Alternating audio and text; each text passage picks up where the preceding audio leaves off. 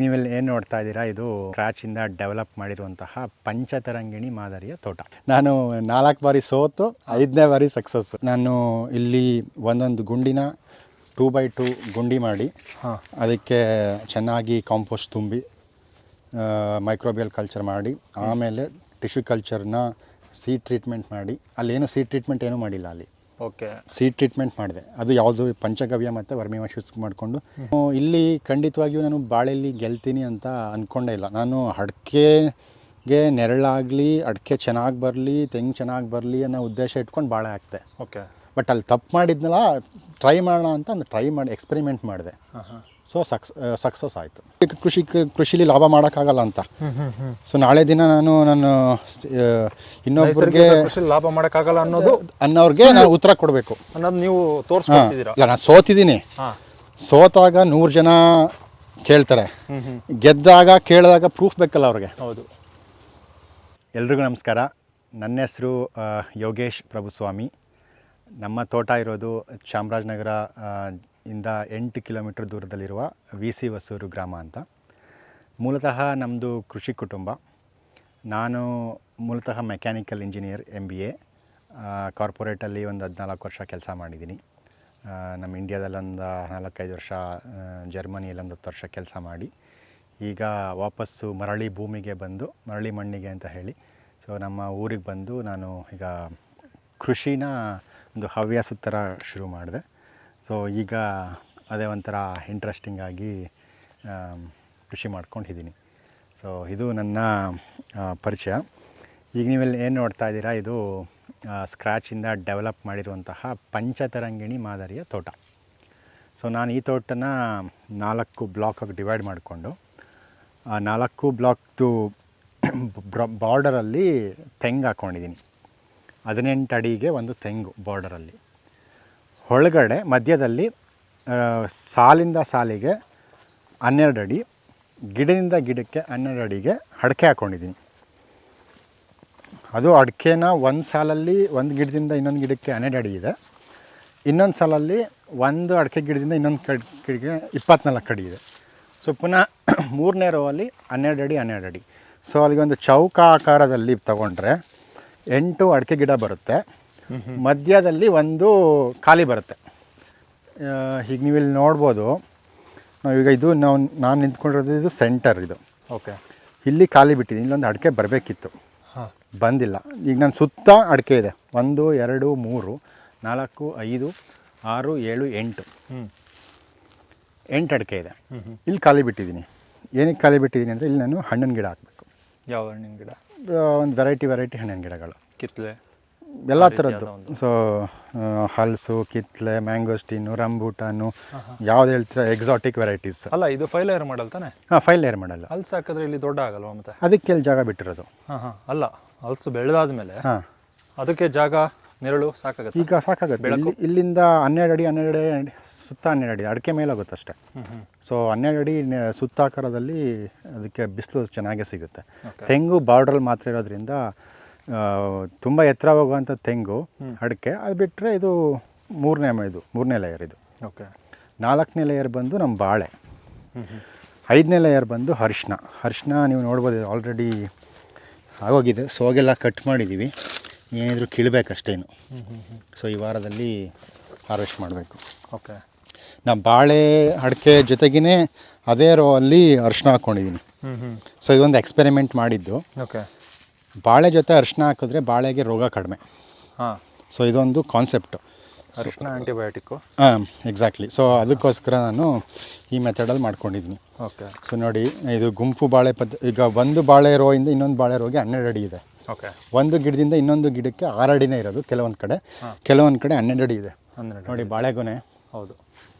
ಇದು ಹೆಚ್ಚು ಕಡಿಮೆ ಇದು ಒಂದು 10 kg ಹತ್ರ ಬರುತ್ತೆ. ಇದು ಸಕ್ಸಸ್ ಆದ್ರಿ? ಇದು ಸಕ್ಸಸ್ ಆದ್ರಿ? ಇಲ್ಲ, ನಾನು 4 ಬಾರಿ ಸೋತು 5ನೇ ಬಾರಿ ಸಕ್ಸಸ್.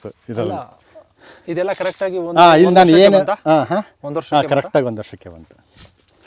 ಓಕೆ. ನನಗೀಗ ನೋಡಿ, ಅಲ್ಲೊಂದು ಬಾಳೆ, ಇಲ್ಲೊಂದು ಬಾಳೆ, ಇಲ್ಲೊಂದು ಬಾಳೆ, ಇಲ್ಲೂ ಒಂದು ಬಾಳೆ, ಅಲ್ಲೂ ಒಂದು ಬಾಳೆ, ಎಲ್ಲೆಲ್ಲೂ ಬಾಳೆ. ಸೊ ಇದು ನಾವು ಮಾಡಿದ ತಪ್ಪನ್ನ ತಿದ್ಕೊಂಡು ಹಾಂ ಹಾಂ ಅದರಿಂದ ಏನು ಸರಿ ಮಾಡ್ಕೊಂಡಿರೋ ಅಂತಹ ಕೆಲಸದಿಂದ ಬಂದಂತಹ ರಿಸಲ್ಟ್. ಅಲ್ಲ ಇದು ಹೊರಗಡೆಯಿಂದ ನೋಡಿದ್ರೆ ಮೋನೋಕ್ರಾಪ್ ಥರ ಕಾಣುತ್ತೆ. ಏನು ಗೊತ್ತಾ, ಬರೀ ಬಾಳೆನೇ ಇದೆ, ಇನ್ನೇನು ಇಲ್ಲ ಅನ್ನೋ ಥರನೇ ಕಾಣುತ್ತೆ. ಹೌದು. ಒಳಗಡೆ ಬಂದು ನೋಡಿದ್ರೆ ನಿಮಗೆ 5 ಲೇಯರ್ ಮಾಡೆಲ್ಲು. ನೋಡಿ ಅಡಿಕೆ, ಹಾಂ, ಅಡಿಕೆ, ತೆಂಗು ಎಲ್ಲ ಇದೆ. ಹಾಂ, ಈಗ ನೀವು 5 ಲೇಯರ್ ಮಾಡಲಲ್ಲಿ ಯಾರು ಈ ರೀತಿಯಾದ ಒಂದು ಬಾಳೆ ಹಾಕಲ್ಲ. ನುಗ್ಗೆ. ಹಾಂ, ನುಗ್ಗೆ ಅಲ್ಲ 5 ಲೇಯರ್ ಮಾಡೆಲಲ್ಲಿ ಹಾಂ, ಯಾರು ಇಷ್ಟು ಗುಂಪಾಗಿ ಒತ್ತೊತ್ತಾಗಿ ಮೋನೋಕ್ರಾಪ್ ಅನ್ನಿಸ್ಕೊಳ್ಳೋ ರೀತಿ ಬಾಳೆ ಹಾಕಲ್ಲ. ಹೌದು. ಈಗ ಇದು ಕನ್ವರ್ಟ್ ಆಗುತ್ತೆ. ಇದು ಮೊದಲನೇ ವರ್ಷ. ಸೊ 2ನೇ ವರ್ಷ ನೋಡಿ, ಈಗ ಆ ಗುಂಪಿಂದ ಇದು ಗುಂಪು ಬಾಳೆ ಆಗುತ್ತೆ. ಮುಂದಿನ ವರ್ಷ ಮೊದಲನೇ ಹಾರ್ವೆಸ್ಟ್ ಆದಮೇಲೆ ಇದು ಗುಂಪು ಬಾಳೆ ಆಗುತ್ತೆ. ಹೆಂಗೆ ಗುಂಪು ಬಾಳೆ ಅಂದರೆ, ನಾನು ಮುಂಚೆ ಹೇಳ್ದಂಗೆ ಒಂದು ರೋ ಅಲ್ಲಿ, ಈ ರೋ ಅಲ್ಲಿ ನೋಡಿ, ಒಂದು ಈ ಬುಡದಿಂದ ಈ ಬಂಚಿಂದ ಆ ಬಂಚಿಗೆ 6 ಅಡಿ ಇದೆ. ಸೊ ಪುನಃ ಅಲ್ಲಿಂದ ಅಲ್ಲಿಗೆ 6 ಅಡಿ ಇದೆ. ಓಕೆ. ಅದೇ ಈ ರೋ ನೋಡಿ, ಅಲ್ಲಿಂದ ಇಲ್ಲಿಗೆ 24 ಅಡಿ ಇದೆ. ಓಕೆ. ಈಗ ನಾನು ನೆಕ್ಸ್ಟ್ ಏನು ಮಾಡ್ತೀನಿ, ಮೊದಲನೇ ಹಾರ್ವೆಸ್ಟ್ ಆದಮೇಲೆ ಸೊ ಇಲ್ಲಿ ಇದನ್ನು ಮಾತ್ರ ಬಿಟ್ಕೋತೀನಿ, ಈ ಗುಂಪು. ಇದೆರಡು ಗುಂಪು ತೆಗಿತೀನಿ. ಓಕೆ. ಸೊ ಅಲ್ಲೂ ಹಾಗೆ ಮಾಡ್ತೀನಿ. ಸೊ ಆವಾಗ ನನಗೆ ಜಿಗ್ಜಾಗಲ್ಲಿ ಆ ಗುಂಪಿಂದ ಈ ಗುಂಪಿಗೆ ಹೆಚ್ಚು ಕಡಿಮೆ 15 ಅಡಿ ಬರುತ್ತೆ. ಓಕೆ. ಈ ಗುಂಪಿಂದ ಆ ಗುಂಪಿಗೆ, ಪುನಃ ಆ ಗುಂಪಿಂದ ಆ ಗುಂಪಿಗೆ 15 ಅಡಿ ಬರುತ್ತೆ. ಸೊ ಆವಾಗ 15/24 ಆಗುತ್ತೆ. ಆವಾಗ ನನಗೆ ಮೊದಲನೇ ಈಲ್ಡು ಆಲ್ರೆಡಿ ನಾನು ಏನು ಹಾಕಿದ್ದೆ ಅದನ್ನು ತೊಗೊಂಡ್ಬಿಡ್ತೀನಿ. ಸೊ ನನಗೆ ರಿಟರ್ನ್ ಆನ್ ಇನ್ವೆಸ್ಟ್ಮೆಂಟ್ ಕೂಡ ಬಂದಂಗೆ ಆಯಿತು. ಇದು ನನಗೆ ಅಡಿಕೆ ಬಾಳೆ ಇರೋದ್ರಿಂದ ಅಡಿಕೆ ಬೆಳವಣಿಗೆನೂ ತುಂಬ ಚೆನ್ನಾಗಿ ಬಂದಂಗೆ ಆಯಿತು. ಸೊ ನೆಕ್ಸ್ಟು ನನಗೆ ಭೂಮಿ ಫಲವತ್ತತೆಯೂ ಆಯಿತು. ಓಕೆ. ಸೊ ಇವಾಗ ನೆಕ್ಸ್ಟ್ ಇದನ್ನು ಕನ್ವರ್ಟ್ ಮಾಡಿ ಗುಂಪು ಬಾಳೆ ಮಾಡಿದಾಗ ನನಗೆ ಜಾಸ್ತಿ ಸ್ಪೇಸ್ ಸಿಗುತ್ತೆ. ಓಕೆ. ಓಕೆ. ನೆಕ್ಸ್ಟ್ ನಾನೀಗ ಅಲ್ಲಿ 5th ಲೇಯರ್, ಈಗ ಅರಿಶಿನ ಈ ಸರಿ ಆಯಿತು, ನೆಕ್ಸ್ಟು ಇನ್ನೂ ಮಧ್ಯೆ ಹಾಕೊಂಡು ಹೋಗ್ಬೋದು. ಸೊ ಹಾಗಾಗಿ ಇದನ್ನು 5 ಲೇಯರ್ ಆಗಿ ಕನ್ವರ್ಟ್ ಆಗ್ತಾಯಿದೆ. ಅಂದರೆ ಗುಂಪು ಬಾಳೆ ಪದ್ಧತಿ ಕನ್ವರ್ಟ್ ಆಗ್ತಾಯಿದೆ. ಹಾಂ ಹಾಂ ಹಾಂ. ಅಂದರೆ ಇಲ್ಲಿ 33 ಅಡಿಗೆ 33 ಅಡಿಗೆ ತೆಂಗಿಲ್ಲ, ತೆಂಗು ಬರೀ ಬಾರ್ಡ್ರ್ ಮಾತ್ರ. ಓಕೆ. 4 ಸಲ ಸೋತಿದ್ದೀನಿ ಅಂದ್ರಲ್ಲ, ಇಲ್ಲಿ ಅದೇಂಗೆ? ಬೇರೆ ತೋಟದಲ್ಲಿ, ಅಲ್ಲಿ ಆ ತೋಟದಲ್ಲಿ ಸೋತು ಇಲ್ಲಿ ಗೆದ್ದಿದ್ದೀರಾ? ಇಲ್ಲಿ ಗೆದ್ದಿದ್ದೀನಿ. ಓಕೆ. ಇದೆಲ್ಲ ಮೊದಲನೇ ಅಟೆಂಪ್ಟಲ್ಲೇ ಪಾಸ್ ಆದ್ರಿ? ಇದು ಮೊದಲನೇ ಅಟೆಂಪ್ಟೇ ಪಾಸ್. ಇದೇ ನೋಡಿ ಲೈವ್ ಎಕ್ಸಾಂಪಲ್. ಆಲ್ರೆಡಿ ಒಂದು 4-5 ಗೊನೆ ಕಟ್ ಮಾಡಿದ್ದೀನಿ. ಓಕೆ. 10-10.5 kg ಅವರೇಜ್ ಬಂದಿದೆ. ಈಗ ನಾವು ಆ ತೋಟದಲ್ಲಿ ನೋಡಿದ್ವಿ, 1.25 ವರ್ಷಕ್ಕೆ ಬರೀ 4 ಚಿಪ್ಪು, 1.5 kg 2 kg 3 kg ಥರ ಬಂದಿದೆ ಅಷ್ಟೇ. ಅದು ಕೂಡ ಇಷ್ಟು ಸದೃಢವಾಗಿಲ್ಲ, ಇಲ್ಲ, ನೊಂದ್ಕೊಂಡು ಬೆಂದ್ಕೊಂಡು ಸಿಕ್ಕಾಬಟ್ಟೆ ಸ್ಟ್ರಗಲ್ ಮಾಡ್ಕೊಂಡು ಬಂದಿದೆ. ಹೌದು. ಇವೆಲ್ಲ ಇಷ್ಟು ಚೆನ್ನಾಗಿ ಬರೋದಕ್ಕೆ ಕಾರಣ ಏನಂತೀರಾ? So preparation.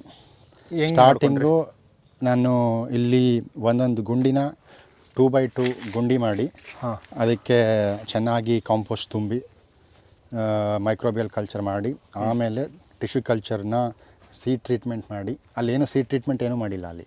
Okay. Seed treatment ಮಾಡಿದೆ. ಅದು ಯಾವುದು ಪಂಚಗವ್ಯ ಮತ್ತು ವರ್ಮಿವಾಶ್ ಯೂಸ್ ಮಾಡಿಕೊಂಡು ಸೀಡ್ ಟ್ರೀಟ್ಮೆಂಟ್ ಮಾಡಿದೆ. ಓಕೆ. ಬಾಳೆ ಗಿಡ ನೆಡ್ಬೇಕಾದ್ರೆ ನೆಡ್ಬೇಕಾದ್ರೆ 2 kg ವರ್ಮಿ ಕಾಂಪೋಸ್ಟ್ ಆಗ್ತದೆ. ಓಕೆ. ಸೊ ಇದು ಮೊದಲನೇ ಹಂತ. 2ನೇ ಸ್ಟೆಪ್ಪು ನೆಕ್ಸ್ಟು ರೆಗ್ಯುಲರ್ ಆಗಿ ನಾವು ಇವಾಗ ಇಲ್ಲಿ ತೋರಿಸ್ತಾ ಇರೋದು ಕೋನ್ ಫೀಡಿಂಗು. ಕೋನ್ ಫೀಡಿಂಗ್ ಅಂದರೆ ಸುಳಿಗೆ ಒಂದು 200 ml ನಾವು ವರ್ಮಿ ವಾಶ್ ಪಂಚಗವ್ಯ ಮಿಕ್ಸ್ನ ಹಾಕಂದ್ರೆ ಒಳ್ಳೆ ಬೆಳವಣಿಗೆ ಬರುತ್ತೆ. ಇಲ್ಲಿ ಎಲೆ ಇದೆಯಲ್ಲ, ಈ ತುದಿಗೆ ಓಪನ್ ಆಗುತ್ತೆ. ನಿಮಗೆ ಬೇರೆ ತೋರಿಸ್ಬೋದು. ಇಲ್ಲಿ ಬನ್ನಿ. ಇಲ್ಲಿಂದ ಫೀಡಿಂಗ್ ಮಾಡೋದು. ಸೊ ಇಲ್ಲಿಂದ ಫೀಡಿಂಗ್ ಮಾಡಿದಾಗ ನ್ಯೂಟ್ರಿಯೆಂಟ್ಸ್ ಎಲ್ಲ ಡೈರೆಕ್ಟಾಗಿ ಸ್ಟೆಮ್ಮು ಮತ್ತು ಗಿಡ ಬೇಗ ತೊಗೊಳುತ್ತೆ. ಸೊ ಇದು ವರ್ಮಿ ವಾಶ್ ಮತ್ತು ಪಂಚಗವ್ಯನ ಈ ಥರ ಟಾಪ್ ಫೀಡಿಂಗ್ ಅದು ರೆಗ್ಯುಲರ್ ಆಗಿ ತಿಂಗಳಿಗೊಂದ್ಸರಿ 4-5 ತಿಂಗಳು ಮಾಡಿದೆ, ಒಂದು ಹಂತಕ್ಕೆ ಬೆಳೆಯೋ ತನಕ. ಅದಾದಮೇಲೆ ಅದನ್ನು ಬಿಟ್ಟೆ. ಸೊ ಪಂಚಗವ್ಯ ಮತ್ತು ವರ್ಮಿ ವಾಶ್ನ ರೆಗ್ಯುಲರ್ ಆಗಿ 1 ತಿಂಗಳಿಗೊಮ್ಮೆ ಡ್ರೆಂಚ್ ಮಾಡ್ತಾ ಬಂದೆ, ಬುಡಕ್ಕೆ ಹುಯಿಸ್ತಾ ಬಂದೆ. ಓಕೆ. ಇದು 5 ತಿಂಗಳ ತನಕ. ಆ ತೋಟದಲ್ಲಿ ಏನು ಎಕ್ಸ್ಪ್ಲೇನ್ ಮಾಡಿದರೆ ಅದೇ ಥರ ಕೊಡ್ತಾ ಬಂದ್ರಿ? ಹಾಂ, ಅದೇ ಥರ ಕೊಡ್ತಾ ಬಂದೆ. 5ನೇ ತಿಂಗಳು ಆದಮೇಲೆ ಪೊಟ್ಯಾಶ್ ಅವಶ್ಯಕತೆ ಇದೆ ಇದಕ್ಕೆ. 5ನೇ ತಿಂಗಳಿಂದ ಪೊಟ್ಯಾಶ್ ಕೊಡಬೇಕು. ಓಕೆ. ಬನ್ನಿ ತೋರಿಸ್ತೀನಿ. ಈಗ ಮೊದಲನೇ ಗೊನೆ ಬಂದಿದ್ದು ನನಗೆ, ಇದರಲ್ಲಿ ಮೊದಲನೇ ಗೊನೆ ಬಂತು. ಹಾಂ, ಇಲ್ಲಿ ನೋಡ್ಬೋದು. ಈಗ ಕಟ್ಟಿಂಗ್ ಆಗಿದೆ. ಕಟ್ಟಿಂಗ್ ಆಗಿ ಅದು ಆಲ್ರೆಡಿ ಅದರದ್ದು ತಾಯಿ ಎಲ್ಲ ಮಕ್ಕಳು ಕೊಡ್ತಾ ಇದೆ. ಸೊ ಕೆಳಗಡೆ ನೋಡಿ, ಬುಡ ನೋಡಿ, 1-2 ಫೀಟ್ಗಿಂತ ದಪ್ಪ ಜಾಸ್ತಿ ಇದೆ. ಇದರಲ್ಲಿ ಎಷ್ಟಿದೆ? 6-7 ಬಂಚ್ ಇದೆ. ಸೊ ನನಗೆ ನೀವು ಒಂದೊಂದು ತಿಂಗಳಿಗೆ ಒಂದೊಂದು ಗೊನೆ ಸಿಗ್ತಾ ಹೋಗುತ್ತೆ ಇಲ್ಲಿ. ಓಕೆ. ಸೊ ಇದೇ ರೀತಿ ನೆಕ್ಸ್ಟು ಎಲ್ಲದನ್ನು ಆಗುತ್ತೆ. ಸೊ ನಮ್ಮದು ಇದೊಂದು ಬಂಚ್ ಚೆನ್ನಾಗಿದೆ ಅಂತಲ್ಲ, ನೀವು ಯಾವುದೇ ನೋಡಿ ಒಳ್ಳೆ ಬುಡ ಒಳ್ಳೆ ಸಖತ್ತಾಗಿ ಸೈಜ್ ಆಗಿದೆ. ಓಕೆ. ಅಡಿಕೆನೂ ಅಷ್ಟೇ ಚೆನ್ನಾಗಿ ಬಂದಿದೆ. ನೀವು ಅಡಿಕೆಗೂ ಅದೇ ಸೇಮ್ ಟ್ರೀಟ್ಮೆಂಟಾ? ಅಡಿಕೆಗೆ ನಾನು ಏನೂ ಕೊಟ್ಟೇ ಇಲ್ಲ, ಏನೂ ಕೊಟ್ಟಿಲ್ಲ. ಬಾಳೆಗೆ ಏನು ಕೊಟ್ಟಿದ್ದೀನಿ ಅಷ್ಟೇ. ಸೊ ಬಾಳೆ ಬೇರಿಂದ ಅಡಿಕೆಗೆ ತಲುಪಿಸಿದೆ. ಹಾಂ. ಓಕೆ. ನೋಡಿ ಇಲ್ಲಿ ಗುಂಡಿ ಗೊಬ್ಬರ ಕೊಡೋದಾಗಲಿ ವರ್ಮಿ ಕಾಂಪೋಸ್ಟ್ ಕೊಡೋದಾಗಲಿ ಯಾವುದೇ ಇಲ್ಲ. ನೆಡ್ಬೇಕಾದ್ರೆ ಮಾತ್ರ 1 kg ವರ್ಮಿ ಕಾಂಪೋಸ್ಟ್ ಕೊಟ್ಟು ಸೀಡ್ ಟ್ರೀಟ್ಮೆಂಟ್ ಮಾಡಿ ನೆಟ್ಟಿದ್ದೀನಿ. ಬಾಳೆಗೆ 2 kg, ಅದಕ್ಕೆ 1 kg ಅಷ್ಟೇ. ಅದಾದಮೇಲೆ ಅದಕ್ಕೆ ಅಂತ ಅಡಿಕೆಗೆ ಅಂತ ಸ್ಪೆಸಿಫಿಕ್ಕಾಗಿ ಏನೂ ಮಾಡಿಲ್ಲ. ಬಾಳೆಗೆ ಏನು ಮಾಡಿದ್ದೀನಿ ಅದಲ್ಲಿ ಹೋಗಿದೆ ಅಷ್ಟೇ. ಓಕೆ. ನಾನು ಇಲ್ಲಿ ಖಂಡಿತವಾಗಿಯೂ ನಾನು ಬಾಳೆಯಲ್ಲಿ ಗೆಲ್ತೀನಿ ಅಂತ ಅಂದ್ಕೊಂಡೇ ಇಲ್ಲ. ನಾನು ಅಡಿಕೆಗೆ ನೆರಳಾಗಲಿ, ಅಡಿಕೆ ಚೆನ್ನಾಗಿ ಬರಲಿ, ತೆಂಗು ಚೆನ್ನಾಗಿ ಬರಲಿ ಅನ್ನೋ ಉದ್ದೇಶ ಇಟ್ಕೊಂಡು ಬಾಳೆ ಹಾಕ್ತೆ. ಓಕೆ. ಬಟ್ ಅಲ್ಲಿ ತಪ್ಪು ಮಾಡಿದ್ನಲ್ಲ, ಟ್ರೈ ಮಾಡೋಣ ಅಂತ ಒಂದು ಟ್ರೈ ಮಾಡಿ ಎಕ್ಸ್ಪೆರಿಮೆಂಟ್ ಮಾಡಿದೆ. ಸೊ ಸಕ್ಸಸ್ ಆಯಿತು. ಅದನ್ನು ಇಲ್ಲಿ ತಿತ್ಕೊಂಡ್ರಿ, ಅದು ನಿಮಗೆ ರಿಸಲ್ಟ್ ನಿಮಗೆ ಏನು ಎಕ್ಸ್ಪೆಕ್ಟ್ ಮಾಡಿರಲ್ಲ ಅದಕ್ಕಿಂತ ಜಾಸ್ತಿನೇ ಬಂತು. ಚೆನ್ನಾಗೇ ಬಂತು. 10.5 ನಾನು 6 kg 7 kg ಮೇಲೆ ಎಕ್ಸ್ಪೆಕ್ಟೇ ಮಾಡಿರಲಿಲ್ಲ. 10.5 kg ಬಂದಿದೆ. 10.5 kg. ನೋಡಿ ಅಂದರೆ ಈ ಗೊನೆನಾ ಕಟ್ ಮಾಡಿ ಕೊಟ್ಟು ಅದು ವಿಡಿಯೋನೇ ಇದೆ ನನ್ನ ಯೂಟ್ಯೂಬ್ ಚಾನಲಲ್ಲಿ, ಇದನ್ನು ವಿಡಿಯೋ ಮಾಡಿ ಕೂಡ ಹಾಕಿದ್ದೀನಿ. ಅಲ್ಲ ಸರ್, ಬರೀ ನೀವು ಅಷ್ಟೇ ಮಾಡಿದ್ದು, ಅದಾದ ನಂತರ ಯಾವುದೇ ನೀವು ಸ್ಪ್ರೇ ಮಾಡಿದ್ದೀನಿ 5 ತಿಂಗಳ ತನಕ ಏನೂ ರೋಗ ಬಂದಿಲ್ಲ.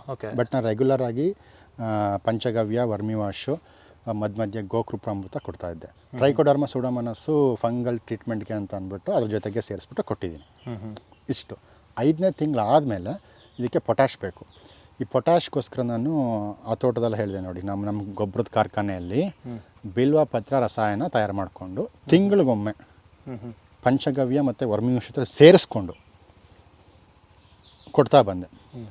ಬುಡಕ್ಕೆ 1 ಲೀಟ್ರಂಗೆ ಪೊಟ್ಯಾಶ್ ಕೊಟ್ಕೊಬಂದಿದ್ದೀನಿ ತಿಂಗಳಿಗೊಮ್ಮೆ 5ನೇ ತಿಂಗಳಿಂದ. ಓಕೆ. ಸೊ ನೋಡಿ, ಈಗ ಆಲ್ರೆಡಿ ಒಂದು ಕಟ್ಟಿಂಗ್ ಆಯಿತು, 2ನೇದು ಗೊನೆ ಆಲ್ರೆಡಿ. ಇದು 1.5 ತಿಂಗಳು ಡಿಫ್ರೆನ್ಸಲ್ಲಿ. ಓಕೆ. ಇದು ಮೊದಲನೇ ಗೊನೆ ಸ್ವಲ್ಪ ಲೇಟ್ ಆಯಿತು, 2ನೇ ಗೊನೆ ಲೇಟ್ ಆಯಿತು. ಈಗ 3ನೇ ಗೊನೆಯಿಂದ ಬೇಗ ಬರೋಕ್ಕೆ ಶುರು ಆಗುತ್ತೆ. ಓಕೆ. ಸೊ ತಿಂಗಳಿಗೊಂದೊಂದು ಸಿಗ್ತಾ ಹೋಗುತ್ತೆ. ಸೊ ಇಲ್ಲಿ ಅರಿಶಿನೂ ಹಾರ್ವೆಸ್ಟ್ ಆಯಿತು, ಈಗ ಇನ್ನೂ ಹಾರ್ವೆಸ್ಟ್ ಆಗುತ್ತೆ, ಅದರಿಂದನೂ ಇನ್ಕಮ್ ಬರುತ್ತೆ. ನೋಡಿ, ಅದೇ ಸೀಬೆ ಹಾಕಿದೆ, ಅದೇ ಪಪ್ಪಾಯ ಹಾಕಿದೆ. ಅಕ್ಕಿಗಳು ತಂದು ಸೀಬೆ ನಾನು ಹಾಕಿರೋದಲ್ಲ. ಓ, ಪಪ್ಪಾಯ ನೀವು ಹಾಕಿರೋದು? ನಾನು ಹಾಕಿರೋದಲ್ಲ, ಅದು ನಾನೇನೋ ನೀವು ಹಾಕಿದ್ದೀರಾ ಅನ್ಕೊಂಡೆ. ಸಖತ್ತಾಗಿ ಬಂದಿದೆಯಲ್ಲ ಸರ್ ಅದು ಸೈಜ್ ನೋಡಿ. ಇಲ್ಲಿ ನೋಡಿ ಬನ್ನಿ, ನಾನು ಅದು ಏನಾಗಿದೆ, ಬಾಳೆ ಪಕ್ಕದಲ್ಲೇ ಬಂದಿದೆ. ಹೌದು. ಅದು ನೋಡಿದವರೆಲ್ಲ ಕಿಳಿಸ್ಬಿಡಿ ಸರ್, ಬಾಳೆ ಎಲ್ಲ ಹೋಗುತ್ತೆ, ಬಾಳೆ ಇಳುವರಿ ಬರಲ್ಲ ಅಂದರು. ಯಾಕೆ ಇಳುವರಿ ಬಂದಿಲ್ಲ? ಪರಂಗಿನೂ ಇಳುವರಿ ಬಂತು, ಬಾಳೆನೂ ಇಳುವರಿ ಬಂತು. ಸರ್, ಮಾರ್ಕೆಟಲ್ಲಿ 1 kg ಪಪ್ಪಾಯ ಬಂದು 30 ರಿಂದ 40 ರೂಪಾಯಿ. ನಿಮಗೆ ಬಾಳೆಲ್ಲಿ ಏನು ಇನ್ಕಮ್ ಬರುತ್ತೆ ಅಷ್ಟೇ ಇನ್ಕಮ್ ಇದರಲ್ಲೇ ಬಂದ್ಬಿಡುತ್ತೆ. ಅದು ನಿಮ್ಗೆ ಒಂದೇ ಜಾಗದಲ್ಲಿ, ಈ ಜಾಗನೇ ವ್ಯರ್ಥ ಮಾಡಿಲ್ಲ, ಅದು ಪಕ್ಷಿ ಹಾಕಿರೋದು. ಹೌದು. ಅಲ್ಲ, ಈಗ ನೀವು ಪ್ರತಿಯೊಂದನ್ನು ಮಾಡಬೇಕಾದ್ರೆ ಈ ರೀತಿ ಬೆಡ್ನ ರೈಸ್ ಮಾಡೋದಲ್ಲ? ನಾನು ಗಿಡ ನೆಡಬೇಕಾದ್ರೆ ಇಲ್ಲ, ನಾನು ಫಸ್ಟ್ ನೆಡ್ಬೇಕಾದ್ರೆ ನಾರ್ಮಲಾಗಿ ನೆಟ್ಟಿದ್ದೆ, ರೈಸ್ಡ್ ಬೆಡ್ಡಲ್ಲಿ ನೆಟ್ಟಿರಲಿಲ್ಲ. ಸೊ ಬಾಳೆಗೆ ನಾನು ಗುಂಪು ಮಾಡೋಕ್ಕೆ ಹೋಗೋದ್ರಿಂದ ಬಾಳೆಗೆ ಸ್ವಲ್ಪ ಸಪೋರ್ಟ್ ಬೇಕು, ಯಾಕಂದರೆ ಗುಂಡಿ ಮಾಡಿದ್ದೆ. ಬಟ್ 5-6 ಬಿಟ್ಟಾಗ ಸಪೋರ್ಟ್ ಬೇಕು ಅಂತ ಹೇಳಿ ರೂಟ್ ಏರಿಯೇಷನ್ಗೆ ಅಂದ್ಬಿಟ್ಟು ಬೆಡ್ ಮಾಡಿದೆ. ಎಗೇನ್ ಎಕ್ಸ್ಪೆರಿಮೆಂಟು, ಯಾವುದನ್ನು ಹಿಂಗೆ ಮಾಡಬೇಕು ಹಂಗೆ ಮಾಡಬೇಕು ಅಂದ್ಕೊಂಡು ಮಾಡಿಲ್ಲ. ಸೊ ಎಲ್ಲ ಎಕ್ಸ್ಪೆರಿಮೆಂಟ್ಸು. ಯಾಕೆ ಸಾಮಾನ್ಯವಾಗಿ ಎಲ್ಲ ರೈತರು ಬಾಳೆ ಹಾಕಿದ್ಮೇಲೆ ಬೆಡ್ ಸಿಸ್ಟಮ್ ಮಾಡ್ತಾರೆ. ಸೊ ನಾನು ಸ್ವಲ್ಪ ಆ್ಯಕ್ಚುಲಿ ಬೆಡ್ಡು ಲೇಟಾಗಿ ಮಾಡಿದೆ. ಕೆಲವೊಬ್ರು 3 ತಿಂಗಳಿಗೇ ಬಾಳೆಗೆ ಬೆಡ್ ಹಾಕ್ಬಿಡ್ತಾರೆ. ನಾನು 6ನೇ ತಿಂಗಳಿಗೆ ಬೆಡ್ ಕಟ್ಟಿಸ್ದೆ ಆ್ಯಕ್ಚುಲಿ. ಅಲ್ಲ ಸರ್, ಈಗ ನೀವು ನೆಕ್ಸ್ಟ್ ಗುಂಪು ಬಾಳೆ ಮಾಡಬೇಕು ಅಂದ್ಕೊಂಡಿದ್ದೀರಾ? ಆದರೆ ಈಗಲೇ ಅದು ಗುಂಪು ಬಾಳೆ ಆಗ್ಬಿಟ್ಟಿದೆ ಅಲ್ಲ? ಆಗಿದೆ, ಬಟ್ ಏನಾಗುತ್ತೆ ಅಂದರೆ 2ನೇ ಇಳುವರಿಗೆ ಹಿಂಗೆ ಬಿಟ್ಟರೆ ಇಳುವರಿ ಕಮ್ಮಿ ಆಗಿಬಿಡುತ್ತೆ. ಯಾಕಂದರೆ ಸನ್ಲೈಟು ಮತ್ತು ಏರು ಸ್ವಲ್ಪ ಜಾಸ್ತಿ ಹೋಗಲ್ಲ. ಇವಾಗ ಸಿಗುತ್ತೆ, ಇನ್ನೊಂದು 6 ತಿಂಗಳಾದರೆ ಸಿಗಲ್ಲ. ಆಮೇಲೆ ಇನ್ನೊಂದು ನಾನು ಮಧ್ಯೆ ಇನ್ನೇನು ಬೆಳೆ ಮಾಡೋಕ್ಕಾಗಲ್ಲ, ನೆರಳಾಗ್ಬಿಡುತ್ತೆ. ಇಲ್ಲಿ ಸಿಕ್ಕಾಬಿಟ್ಟೆ ಶೇಡ್ ಆಗ್ಬಿಡುತ್ತೆ. ಅದಕ್ಕಾಗಿ ನಾನು ಮಧ್ಯೆ ಒಂದು ತೆಗಿಲೇಬೇಕಲ್ಲ. ಸೊ ನಾನು ಈ ಪ್ಲಾಟಲ್ಲಿ ಒಂದೇ ಥರ ಬಾಳೆ ಹಾಕಿಲ್ಲ. ಆಮೇಲೆ ಯಾವುದೇ ಮರಿಗಳನ್ನೂ ಕಟ್ ಮಾಡಿಲ್ಲ ಅಲ್ವಾ? ಮಾಡಿದ್ದೀನಿ. ಅದೇ ಇದನ್ನು ತೆಗಿತೀನಿ, ಫಸ್ಟ್ ಹಾರ್ವೆಸ್ಟ್ ಆದ್ಮೇಲೆ ಅದು ಕಟ್ ಮಾಡಿದ್ದೀನಿ. ಕಟ್ ಮಾಡಿ ಪುನಃ ಬಂದಿರೋದು, ಅಲ್ಲೇನೂ ತೆಗೆದಿಲ್ಲ, ಅದು ಹಾಗೆ ಬಿಡ್ತೀನಿ. ಇದು ಮೊದಲನೇ ಹಾರ್ವೆಸ್ಟ್ ಆದಮೇಲೆ ಇದು ಪೂರ್ತಿ ಹೊರಟೋಗುತ್ತೆ. ಓಕೆ.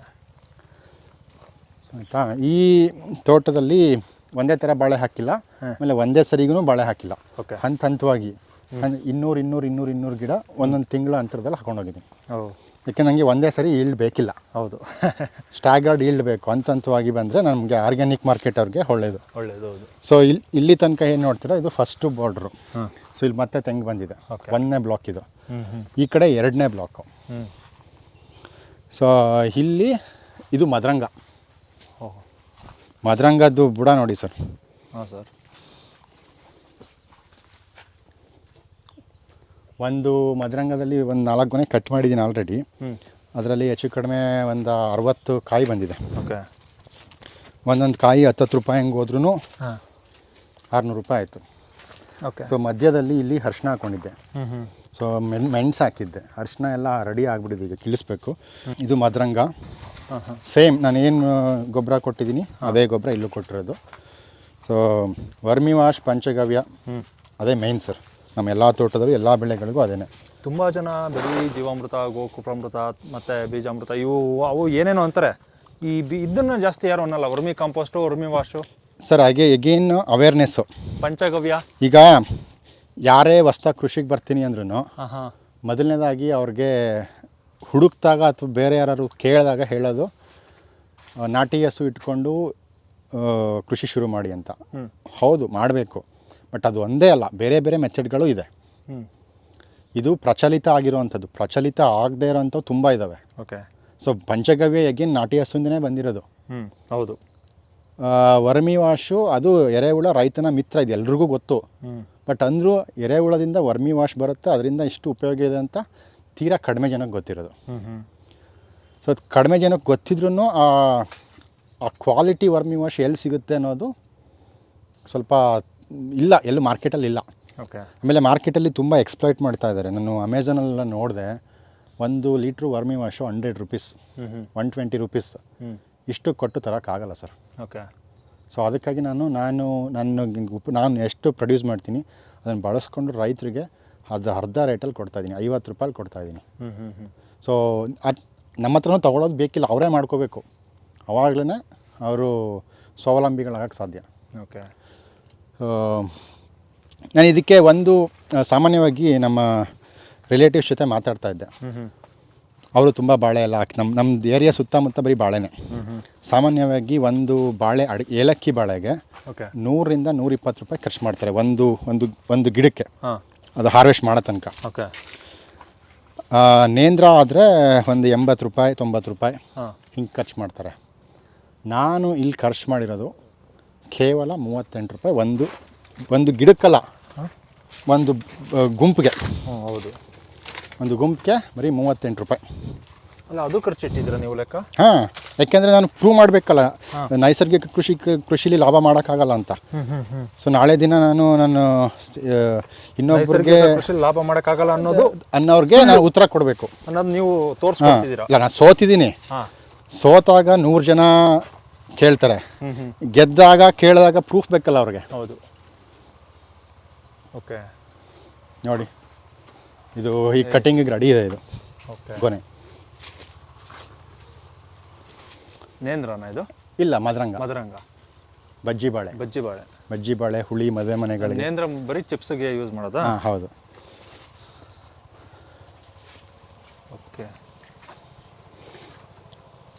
ಈಗ ನೀವು ವರ್ಮಿ ಕಾಂಪೋಸ್ಟ್ ಆಗಲಿ, ವರ್ಮಿ ವಾಶ್ ಆಗಲಿ, ಅದರಲ್ಲಿ ಸಗಣಿ ಇರುತ್ತೆ. ಹೌದು.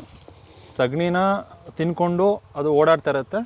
ಅದರಿಂದ ವಾಶ್ ಏನು ಬರುತ್ತೆ ಅದನ್ನು ನೀವು ವರ್ಮಿ ವಾಶ್ ಅಂತೀರಾ. ಹೌದು. ವರ್ಮಿ ಕಾಂಪೋಸ್ಟ್ಗೂ ಅಷ್ಟೇ ನೀವು ತ್ಯಾಜ್ಯ ಬಳಸೋದು ಸಗಣಿನೇ. ಹೌದು, ಸಗಣಿ ಮತ್ತು ಹಸಿರೆಲೆ ಗೊಬ್ಬರ. ಹಸಿರೆಲೆ ಮತ್ತು ಹಸಿರು ತ್ಯಾಜ್ಯ, ಒಣ ತ್ಯಾಜ್ಯ, ಸಗಣಿ ಜಾಸ್ತಿ ಪ್ರಮಾಣದಲ್ಲಿ ಇರುತ್ತೆ. ಹೌದು ಹೌದು. ಈಗ ಸಗಣಿಯಲ್ಲಿ ಏನು ಆ್ಯಡ್ ಆಗುತ್ತೆ? ಎಕ್ಸ್ಟ್ರಾ ಏನು ಆ್ಯಡ್ ಆಗುತ್ತೆ? ಈ ಎರೆಹುಳ ಸಗಣಿನ ತಿಂದು ಅದು ನ್ಯೂಟ್ರಿಯೆಂಟ್ಸ್ನ ಆ್ಯಡ್ ಮಾಡಿ ಆಚೆ ಬಿಡುತ್ತೆ. 16 ಥರ ನ್ಯೂಟ್ರಿಯೆಂಟ್ಸ್ ಆ್ಯಡ್ ಮಾಡಿರುತ್ತೆ. ಸೊ ವರ್ಮಿ ಕಾಂಪೋಸ್ಟು ಮತ್ತು ಸಗಣಿ ಗೊಬ್ಬರಕ್ಕೆ ಕಂಪ್ಯಾರಿಸನ್ ಇದೆ. ಸೊ ವರ್ಮಿ ಕಾಂಪೋಸ್ಟಲ್ಲಿ ಸಗಣಿ ಗೊಬ್ಬರಕ್ಕಿಂತ 5 ರಿಂದ 6 ಪಟ್ಟು ನ್ಯೂಟ್ರಿಯೆಂಟ್ಸ್ ಜಾಸ್ತಿ. ಅದೇನೇ ಇರೋದು, ಅದ್ರ ಜೊತೆಗೆ 6 ಪಟ್ಟು ಜಾಸ್ತಿ, ಜೊತೆಗೆ ಇನ್ನೊಂದು ಸ್ವಲ್ಪ ಆ್ಯಡ್ ಆಗಿರುತ್ತೆ. ತಿಂದು ಅದ್ರ ಮಲ ಮೂತ್ರ ಅಲ್ಲಿ ವಿಸರ್ಜಿಸುತ್ತೆ, ಅದೇ ನಾವು ಗೊಬ್ಬರ ಅಂತ ತಗೊಳ್ಳೋದು. ಹೌದು. ಈಗ ವರ್ಮಿ ಕಾಂಪೋಸ್ಟಲ್ಲಿ ತಿಪ್ಪೆ ಗೊಬ್ಬರದಲ್ಲಿ ನೈಟ್ರೋಜನ್ ಕಂಟೆಂಟು 1% ಇದ್ದರೆ ಇದರಲ್ಲಿ 5% ಇರುತ್ತೆ, ಆ್ಯಡ್ ಆಗುತ್ತೆ. ಅದನ್ನ ಆ್ಯಡ್ ಮಾಡೋದು ಈ ಎರೆಹುಳು ಹೌದು ತನ್ನ ಮಲಮೂತ್ರ ವಿಸರ್ಜನೆಯಿಂದ ಹೌದು ಬೆವರಿನ ಒಂದು ಅಂಟುಗಳಿಂದ ಕರೆಕ್ಟ್. ನಮಗೆ ಆ ಒಂದು ಪೋಷಕಾಂಶಗಳು ಸಿಗ್ತಾ ಹೋಗುತ್ತೆ. ಅದು ಎರೆಹುಳ ಅದು ಮೈಯಲ್ಲಿ, ಅದಕ್ಕೆ ನಮ್ಮ ಥರ ಮೂಗಿಲ್ಲ ಉಸಿರಾಡೋದಕ್ಕೆ. ಓಕೆ. ಸೊ ಮೈಯಲ್ಲೆಲ್ಲ ಉಸಿರಾಡುತ್ತೆ. ಅದು ಉಸಿರಾಡಿದಾಗ ಬರೋವಂಥದ್ದೇ ಎರೆ ಜಲ, ಅದು ಜೆಲ್. ಅದು ನಾವು ನೀರು ಹಾಕಿದಾಗ ಜೆಲ್ಲು ವರ್ಮಿ ವಾಶ್ ಫಾರ್ಮಲ್ಲಿ ಕಲೆಕ್ಟ್ ಆಗುತ್ತೆ. ಓಕೆ. ಸೊ ಇದನ್ನು ಎರೆಹುಳ ತೊಗೊಂಡೇ ಮಾಡಬೇಕು ಅಂತಿಲ್ಲ. ನಿಮ್ಮ ಭೂಮಿಲಿ ನಿಮಗೆ ಸಿಕ್ಕಿದ್ರೆ ಕಲೆಕ್ಟ್ ಮಾಡಿ ಇಟ್ಕೊಂಡು ಒಂದು ಡ್ರಮ್ಮಲ್ಲಿ ಹಾಕಿ ಅದಕ್ಕೆ ಸಾಕಾಗಷ್ಟು ಫುಡ್ ಕೊಟ್ಟರೆ ಒಂದಿನ ನಿಮಗೆ ಬೇಕಾಗಿರೋ ಅಷ್ಟು ಎರೆಹುಳ ನಿಮ್ಮಲ್ಲೇ ಸಿಗುತ್ತೆ. ನೀವು ಆಚೆ ಕಡೆಯಿಂದ ತರೋಂಥ ಅವಶ್ಯಕತೆಯೂ ಇಲ್ಲ. ಇಲ್ಲಿ ನಾವು ನೋಡಬೇಕಾಗಿರೋದು, ಗಮನಿಸಬೇಕಾಗಿರೋದು, ಇಲ್ಲೂ ಕೂಡ ನಾಟಿ ಹಸುವಿನ ಅಗತ್ಯ ತುಂಬ ಇದೆ. ನಾಟಿ ಹಸು ನಾಟಿ ಹಸು ಸಗಣಿ ಇದ್ರೆ ಒಳ್ಳೇದು, ಬಟ್ ಅದೇ ಬೇಕು ಅಂತ ವರ್ಮಿ ಕಂಪೋಸ್ಟ್ ಮಾಡೋಕ್ಕೆ ಅದೇ ಬೇಕು ಅಂತ ಏನಿಲ್ಲ. ನಮ್ಮ ಹತ್ರ ನಾಟಿ ಹಸು ಇದೆ, ನಾವು ಅದನ್ನೇ ಯೂಸ್ ಮಾಡ್ತೀವಿ. ನಾಟಿ ಹಸು ಇಲ್ಲ ಅಂತಂದರೆ ಸಾವಯವ ಕೃಷಿ ಮಾಡೋಕ್ಕಾಗೋದೇ ಇಲ್ಲ ಅನ್ನೋದು ಸುಳ್ಳು, ತಪ್ಪು. ಸುಳ್ಳು ಅನ್ನೋಕ್ಕಿಂತ ಎಲ್ಲ ಅದಿದ್ದರೆ ಇನ್ನೂ ಸ್ವಲ್ಪ ಜಾಸ್ತಿ ಪ್ರಮಾಣದಲ್ಲಿ ಗೊಬ್ಬರಗಳು ನಾವೇ ತಯಾರಿಸ್ಕೋಬೋದು. ಅದಿಲ್ಲ ಅಂದರೆ ಸ್ವಲ್ಪ ಕಡಿಮೆ ಪ್ರಮಾಣ ಆಲ್ಟರ್ನೇಟಿವ್ ಹುಡ್ಕೊಂಡು ಹೋಗಬೇಕು. ನಮ್ಮ ಹತ್ರ ಇದ್ದಾಗ ಸರಿ, ನಮ್ಮ ಹತ್ರ ಇಲ್ಲದೆ ಇದ್ದಾಗ ಆಲ್ಟರ್ನೇಟಿವ್ ಹುಡುಕ್ಲೇಬೇಕು. ಏನು ಮಾಡ್ಬೋದು ವರ್ಮಿ ವಾಶ್ಗೆ ಮತ್ತು ವರ್ಮಿ ಕಂಪೋಸ್ಟ್ಗೆ? ಈ ನಾಟಿ ಹಸು ಕಂಪೋಸ್ಟ್ ಬದಲು, ನಾಟಿ ಹಸು ಸಗಣಿ ಬದಲು ಯಾವ ಜರ್ಸಿ HF ಅದನ್ನು ಯೂಸ್ ಮಾಡ್ಬೋದು. ಕುರಿ, ಕೋಳಿ ಯೂಸ್ ಮಾಡ್ಬೋದು. ಬೇಸಿಕಲಿ ಮೀಥೇನ್ ಗ್ಯಾಸ್ ಇರಬಾರ್ದು ಅಷ್ಟೇ. ಸೊ ನಿಮಗೆ ಸಗಣಿನೂ ಬೇಕಿಲ್ಲ ವರ್ಮಿ ವಾಶ್ ಮಾಡೋದಕ್ಕೆ. ಆ್ಯಕ್ಚುಲಿ ಬೇರೆ ಪ್ರಾಣಿಯ ಮಲಮೂತ್ರಗಳು ಆಗುತ್ತೆ. ಅದಲ್ಲದೆ ನಮ್ಮ ಕಿಚನ್ ವೇಸ್ಟ್, ಅಡುಗೆ ಮನೆಯಲ್ಲಿ ನೀವು ಇದು ಅಕ್ಕಿ ತೊಳೆದು ನೀರು ಇಟ್ಕೊಂಡು ತರಕಾರಿ ಕಟ್ ಮಾಡಿದ್ದು ಇದನ್ನೆಲ್ಲ ತಂದು ಹಾಕಿದ್ರೂ ಎರೆಹುಳಗಳು ತಿನ್ಕೊಂಡಿರ್ತವೆ. ಒಟ್ಟಿನಲ್ಲಿ ಅವು ತಿನ್ನಕ್ಕೆ ತ್ಯಾಜ್ಯ ಬೇಕು ಸರ್. ತ್ಯಾಜ್ಯ ಬೇಕು ನಮಗೆ. ನಾವು ಆಲ್ಟರ್ನೇಟಿವ್ ಹುಡುಕ್ತಾ ಹೋಗಬೇಕು ಅಷ್ಟೇ. ಓಕೆ. ನಾವು ಇಲ್ಲ ಅನ್ಕೊಂಡು ಕೂತ್ಕೊಂಡ್ರೆ ಏನು. ಈಗ ಅದೇ ನಾನು ಹೇಳ್ತಾ ಇರೋದು, ಈಗ ಸಗಣಿ ಬಿಟ್ಟು ಬೇರೆ ನಾನು ಏನೇ ಹಾಕಿದ್ರು ತ್ಯಾಜ್ಯಗಳನ್ನ ತಿನ್ನುತ್ತೆ, ಎರೆಹುಳು ತಿನ್ನುತ್ತೆ. ಅದಕ್ಕೆ ಪೋಷಕಾಂಶಗಳು ಸಿಗುತ್ತೆ. ಅದು ಬೇಸಿಕಲಿ ಅದೇ ಸಿಗುತ್ತೆ. ನಾವು ಏನು ಹಾಕಿರ್ತೀವಿ ಅದು ಸ್ವಲ್ಪ ಜಾಸ್ತಿ ಆಗುತ್ತೆ. ಸಗಣಿ ಹಾಕಿದ್ರೆ ಅದರಲ್ಲಿ ಆರ್ಗ್ಯಾನಿಕ್ ಕಾರ್ಬನ್ ಜಾಸ್ತಿ ಇರುತ್ತೆ, ಅದರಿಂದ ಆರ್ಗ್ಯಾನಿಕ್ ಕಾರ್ಬನ್ ಜಾಸ್ತಿ ಸಿಗುತ್ತೆ. ಈಗ ಕಿಚನ್ ವೇಸ್ಟ್ ಹಾಕಿದ್ರೆ ಕಿಚನ್ ವೇಸ್ಟಲ್ಲಿ ನಿಮಗೆ ಬೇರೆ ಥರ ನ್ಯೂಟ್ರಿಯೆಂಟ್ಸ್ ಜಾಸ್ತಿ ಸಿಗ್ಬೋದು. ಓಕೆ. ಸೊ ನಮ್ಮದು ಇಷ್ಟು ಬಂದು ಏಲಕ್ಕಿ ಬಾಳೆ ನೋಡಿದ್ರಿ, ಮದರಂಗ ಬಾಳೆ ನೋಡಿದ್ರಿ. ಸೊ ಇವಾಗ ನಾವು ನಂಜನಗೂಡು ರಸಬಾಳೆ ನೋಡ್ತಾ ಇದ್ದೀವಿ. ಆ ಕಡೆ ನಂಜನಗೂಡು ರಸಬಾಳೆ ಇದೆ.